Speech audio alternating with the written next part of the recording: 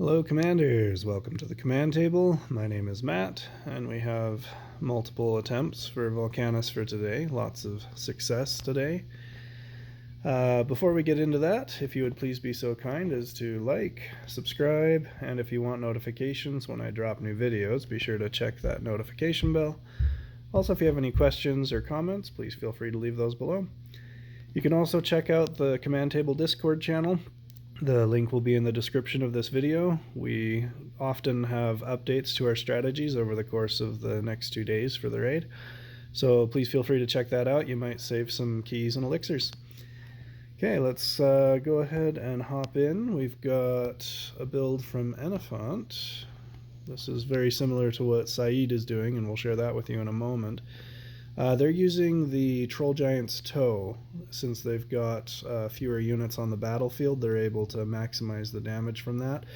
The downside to that is you don't get as much range, but with the Reach Power Stone you can still reach quite a few things and get the job done with that. So the Stormcaller clears up all the stuff in the back. The Celestial Spear gets the bulk of the damage on the boss, as you can see once it starts hitting here. It hits like a truck with that Troll Giant's Toe. So very effective, very comparable to what most of us are doing nowadays. So we'll just make sure you see him get the heart so that you can see that it's very viable. Again, this kind of depends on having a very high level Celestial Spear. You can get away with using the Merge Power Stone on things like archers and chaos archers, so that's something that you can do if you don't have a very high level Celestial Spear. Let's show you Saeed's here real fast. He is there. Okay, so this is what Saeed shared. Now a trick that Saeed is using here is that he's using his crystal spires to kind of block everything back here. That forces Volcanus to walk a lot closer, which the Frost Wizard won't be able to reach him until he gets within range of the crystal spires. So that's kind of a neat trick. The only downside that I see is that some of the units were left alive a little bit longer because the Stormcaller's stuck back there too and it can't move forward, but it's not a big problem. If you've got a good barrier monk, it'll hold. So now it's within range of everything, and again we're using the Troll Giant's Toe with the Celestial Spear, and it's definitely gonna get the job done. So thanks Saeed for sharing that. Very similar to Enifant, what you both are using, but kind of different techniques in each one, so I thought they were both worth sharing. Okay, and there's the heart. Okay, let's move on to, okay, let's close that. Alright, here we go. These are my attempts for the day. This is my main profile. Again, here's where you can use the Merge Power Stone. I'm still using the banner. I kind of like it just because it reaches further out and kills things a lot sooner, and then you can get to the boss a little bit faster. But it's honestly sixes. You could use either one and probably be just fine. This will run through the Power Stones so you can see all the different Power Stones that I'm using. I don't need to use Merge on these units, but my highest level units have Merge on them and I don't want to overwrite it, so I'm just gonna let it run. You don't need Leech on anything if you've got high enough unit levels to kill everything before it gets to you. So there's my banner, just so you can see, and here goes. Watch everything melt. Again, not everybody's going to have these kind of unit levels. This is my main profile. I've been playing for well over a year. It takes a long time to build this up unless you're going to pay. So very straightforward with this build. Definitely going to get the job done. I think I had double haste on the Frost Wizard, but I removed one of them. And it's just haste 1, not haste 2. But I took it off because he was holding Volcanus too far back, and this way he walks a little bit closer to the crystal spires and able to get a little more damage on him that way. Here's my other SR15 profile. We got this clan up to SR15, so this profile has been able to handle SR15 for a while, but I've been using it to help level up another clan.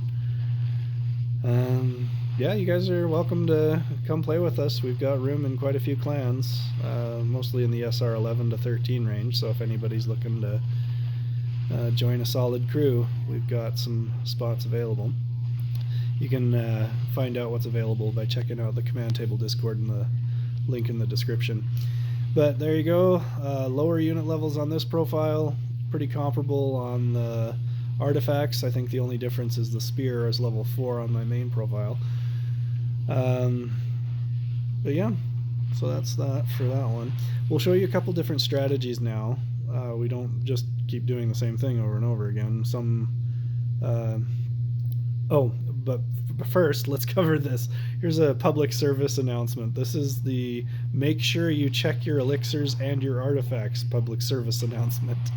I don't have any elixirs equipped because I use this one particular map to switch between my Wicker Colossus and Volcanus builds, and then I save the other two for Lesher and Jormag. So I forgot to switch that out, but I fixed that and got all my hearts that I needed on that profile just by making sure I changed that. Okay, so here, when it takes you a little bit longer to clear up all the minions, what I do is, some people were doing this a couple weeks ago, they use a group of high health melee units up front, and you can use either Frost Knights, Fire Knights, or even just Shield Bearers up front here. And I got double last stand on them so that they'll last as long as possible, especially with the wounded debuff. But on a regular raid you may not need anything like that. You just need them to last long enough to kind of be a point of gravity to suck all that stuff in and keep it off of your other units. Now, I did catch a bad splash on Meteor from Volcanus, and it took out 2 of my Crystal Spires, but it wasn't a deal breaker. I'm still able to get the... Oh, yeah, my Frost Wizard died. That's what the problem was on this one. The problem that occurred, and we'll show that to you with the new placement here. We'll pause it for just a second. The Frost Wizards with the Barrier Monk was a little further back, so when Volcanus shoots, he picks the worst possible thing to shoot at, which is this thing up here, and that's what splash damage caught both the Frost Wizard, who was further up, and the 2 Crystal Spires. If you want to rewind, you can see that. But what I've done here is I've moved the Barrier Monk up just a bit. I changed places with the other 2 units, and now they're behind, and that enables the Barrier Monk to cover these Crystal Spires a little better. The Fire Knights still walk forward enough to pull the archer shots off of the bubble, which keeps the bubble from taking all that extra damage. So let's go ahead and let that run so you can see that run a little smoother. I think this is going to run through all the power stones. It's basically all the same, so we'll just skip ahead here and let it run. There we go. Alright, so now the bubble covers everything perfectly. Fire Knights run out of the bubble to take all the archer fire to prevent the bubble from popping. And the Frost Wizard does not get tagged by a meteor and stays alive. So we're able to take a full health Volcanus all the way down. Okay, so it takes a while to get through. For the sake of time, we'll just speed it up. So there you go. And for those of you who are on a very much lower level as far as your units, here is my triple elixir build for a profile that has much lower units. Look at that, a level 37 Monster Hunter, 58 on my Valkyrie, 28 on my Stormcaller there, as you can see. And so yeah, very low levels. This is one of my newer profiles. 66 there on the Frost Wizard. And not even the best power stones. I didn't even have a 2 to update that. I saw that as I was recording and I thought, oh, I should update that, but didn't have it. So you don't need leech on anything really if you've got it set up properly. Monster Hunter has protection 3 because the only damage it really should be taking is the physical damage, or the melee damage, as opposed to the range damage since it has a block.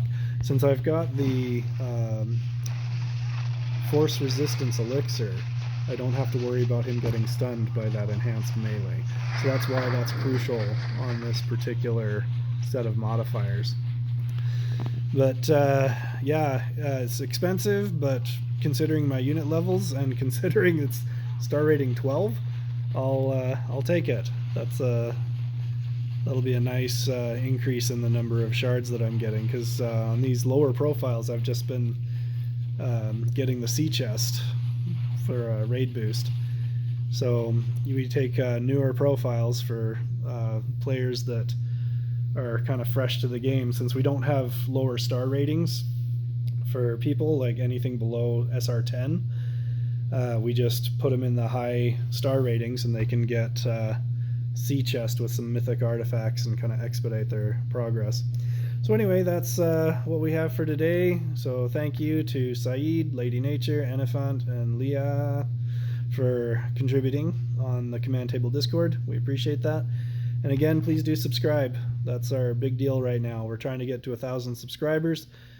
Once we do that, full disclosure, I'm not embarrassed to share it. It will be monetized, and we will be funneling any money from the channel that's earned back into the game, and being able to provide things like a website with a wiki and all that kind of fun stuff.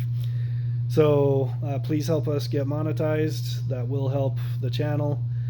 And yeah, thanks for all your support. Appreciate it. We will have more content for you soon.